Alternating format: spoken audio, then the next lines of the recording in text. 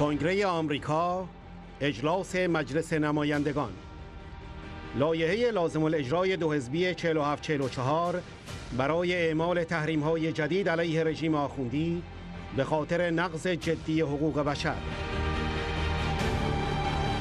محکومیت سرکوب قیام کنندگان و موج اعدام‌ها فراخوان به حسابرسی از رژیم آخوندی به خاطر قتل عام 30,000 زندانی سیاسی در سال 67. روز سه‌شنبه 4 اردیبهشت در اجلاس مجلس نمایندگان آمریکا، لایحه دو حزبی حسابرسی از رژیم ایران به خاطر نقض حقوق بشر و گروگانگیری برای اعمال تحریم‌های جدید علیه حکومت آخوندی مورد بحث و بررسی قرار گرفت.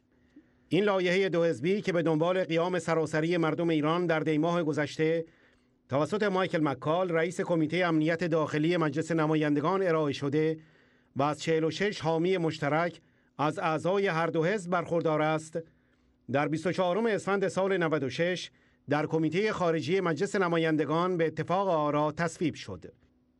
علاوه بر مایکل مکال، حامیان اولیه این لایحه ادرویس رئیس کمیته خارجی، الیوت انگل رئیس دموکرات‌ها در این کمیته و تد دویچ رئیس دموکرات‌ها در زیر کمیته خاورمیانه هستند. لایحه لازم الاجرای 4744 شامل الحاقیه‌ای پیرامون قتل عام زندانیان سیاسی در سال 67 است که توسط قاضی تدپو نماینده ارشد و رئیس زیر کمیته ضد تروریسم مجلس نمایندگان ارائه شده است. این نخستین بار است که قتل عام زندانیان سیاسی در سال 67 و لزوم تحقیقات بین‌المللی درباره آن در یک لایحه الزام‌آور کنگره آمریکا به ثبت می‌رسد.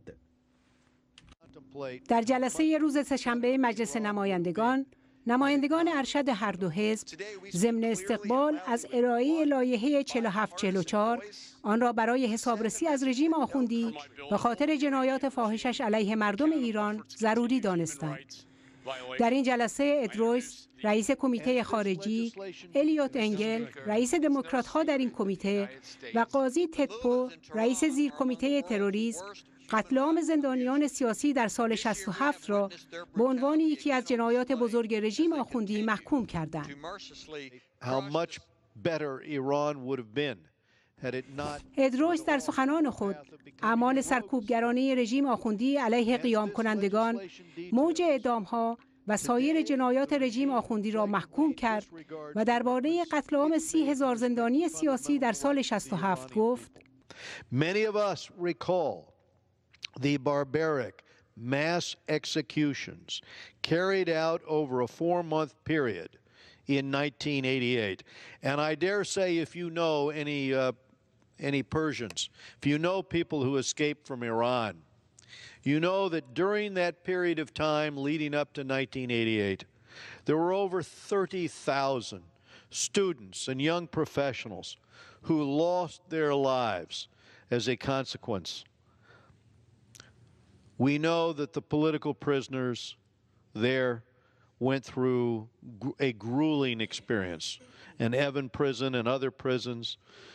Many were executed by hanging, many by firing squad.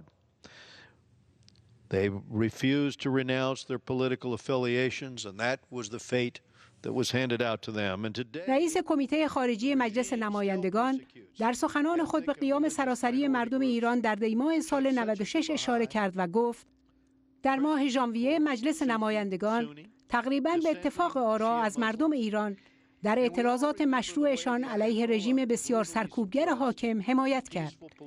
در آن زمان شاهد آن بودیم که ده‌ها هزار ایرانی به خیابان‌ها آمدند.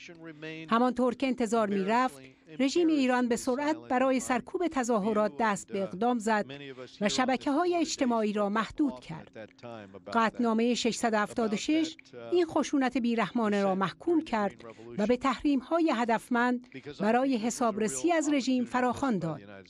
حال امروز ما برای محقق کردن این فراخوان اقدام کنیم. ادرویس افزود: سالیان است که رژیم حاکم بر تهران به طور سیستماتیک هر گونه مخالفتی را در داخل ایران سرکوب کرده است. این رژیم به طور مستمر از تاکتیک‌های بیرحمانه از جمله شکنجه و اعدام‌های جمعی استفاده می‌کند و تلاش دارد خشونت و ایدئولوژی افراطی خود را به خارج نیز صادر کند. ادرویس در ادامه سخنانش بیعملی دولت اوباما را مورد انتقاد قرار داد و در پایان گفت: خوشحالم که ما از حمایت قوی دو حزبی برای لایحه تحریم ها برخورداریم. زمان آن از خیلی وقت پیش گذشته است که رژیم ایران به خاطر حملاتش به مردم ایران و نیز شهروندان آمریکایی با عواقب آن مواجه شود.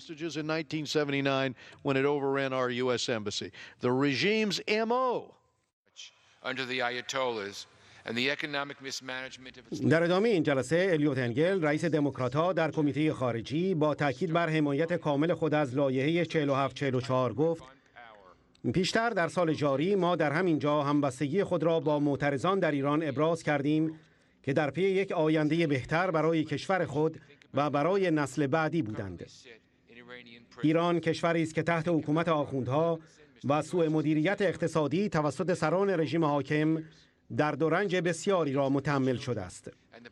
در اعتراضات دیماه 96 بسیاری از معترضان در خیابانها کشته شدند و از ارتباط با دنیای بیرون منع شدند. Thank you, Mr. Speaker. I rise today to urge support for my bill to hold the Iranian regime accountable for its continued human rights violations. سخنران بعدی جلسه کنگره مایکل مکال رئیس کمیته امنیت داخلی و ارائه دهنده لایحه تحریم‌های حقوق بشری رژیم بود. وی گفت: لایحه من برای حسابرسی از رژیم ایران به خاطر نقض‌های حقوق بشری ادامه دار آن است. رژیم ایران به ارتکاب نقض‌های فاحش حقوق بشری علیه مردم ادامه می‌دهد. آنها از منابع کشور برای گسترش نفوذ بی‌ثبات کننده خود و حمایتشان از تروریسم استفاده می‌کنند و به بازداشت و زندانی کردن غیرقانونی شهروندان آمریکایی ادامه می‌دهند. این غیرقابل قبول است. مایکل مکال تأکید کرد: این لایحه یک پیام روشن به مردم ایران است که ما از تلاش آنها برای دستیابی به آزادی حمایت می‌کنیم. این لایحه نقض‌های حقوق بشری رژیم ایران را برجسته می‌کند و مقام‌های این رژیم را که مسئول فساد، سانسور و غارت اموال مردم ایران هستند، هدف قرار می‌دهد. لایحه از رئیس جمهور آمریکا می‌خواهد با متحدان بین‌المللی ما در راستای ایجاد یک استراتژی به منظور پایان دادن به این رفتار غیر انسانی کار کند و مقام‌هایی را که در این جنایت‌ها دست دارند تحریم می‌کند. این لایحه همچنین مقام‌هایی را که شهروندان آمریکایی را به گروگان می‌گیرند تحریم می‌کند. Mr. Speaker, this bill serves as a clear signal to the people of Iran that we support their quest for freedom. It shines a light on their regime's human rights violations and targets Iranian officials guilty of corruption, censorship, and the diversion of goods intended for the Iranian people. Your support of this legislation and special thanks to my colleague. تدوش رئیس دموکرات‌ها در زیر کمیته خاورمیانه و شمال آفریقا در سخنان خود رژیم آخوندی را یک حکومت یاغی نامید و تاکید کرد لایحه حسابرسی از رژیم ایران به خاطر نقض حقوق بشر و گروگانگیری پیام روشنی را به این رژیم و به بقیه جهان می‌فرستد، مبنی بر این که کنگره و کشور ما نادیده گرفتن فاحش پایه‌ای ترین حقوق انسانی را تحمل نخواهد کرد. This Congress, this country will not tolerate the flagrant disregard of the most basic of human rights. For their work in authoring this important سپس ایلیانا روزلتینن رئیس زیر کمیته خاورمیانه و شمال آفریقا به سخنرانی پرداخت و گفت رژیم ایران مسئول شماری از پست‌ترین نقض‌های حقوق بشری ممکن است. این رژیم همچنین به خاطر تاکتیک‌های گروگانگیریش بدنام است و امید دارد که با گروگانگیری امتیازات مالی یا سیاسی از آمریکا و دیگر کشورهای غربی بگیرد. Mr. Deutsch and I have been highlighting these abuses in our subcommittee through multiple hearings, many pieces of legislation, including a resolution that the House passed last year, House Resolution 317. قاضی تتپو رئیس زیر کمیته ضد تروریسم در سخنرانی خود گفت The Iranian regime is the #1 state sponsor of terror in the whole world, and they commit terrorist acts even against their own people. The mullahs in Tehran are among the world's worst human rights abusers. This year we have witnessed their brutality again on display as they continue to mercilessly crush dissent from their own people. International attention has faded, but the Iranian people are still in the streets demanding their rights, whether they be economic opportunity, access to water, religious freedom, or gender equality. So in response, the regime has murdered dozens and locked up thousands, as it has done so many times before, without punishment from the outside world. This is nothing new for the Islamic Republic. Look no further than the 1988 massacre, where 30,000 of Iranians' political prisoners were systematically murdered by the regime. This barbaric mass execution occurred by public hangings, firing squads, including teenagers and pregnant women who refused to renounce their political affiliations, including many of the MEK, today's leading Iranian dissident group.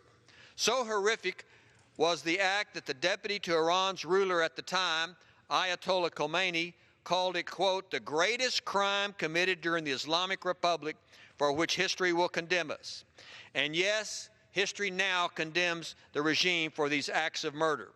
This bill will provide that commendation and call for investigation into this crime against humanity.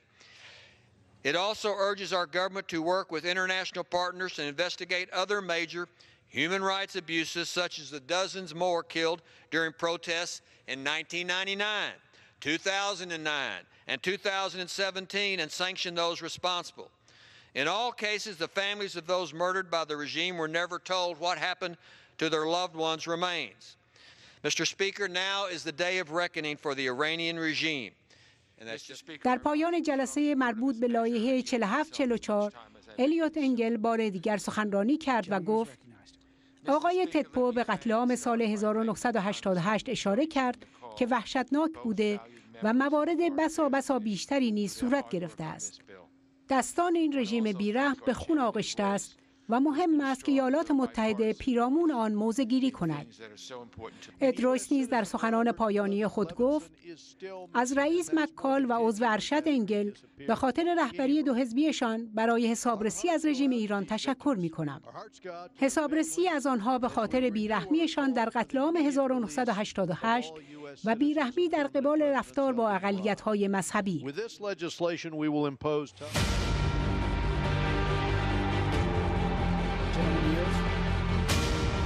The question is, will the House suspend the rules and pass Senate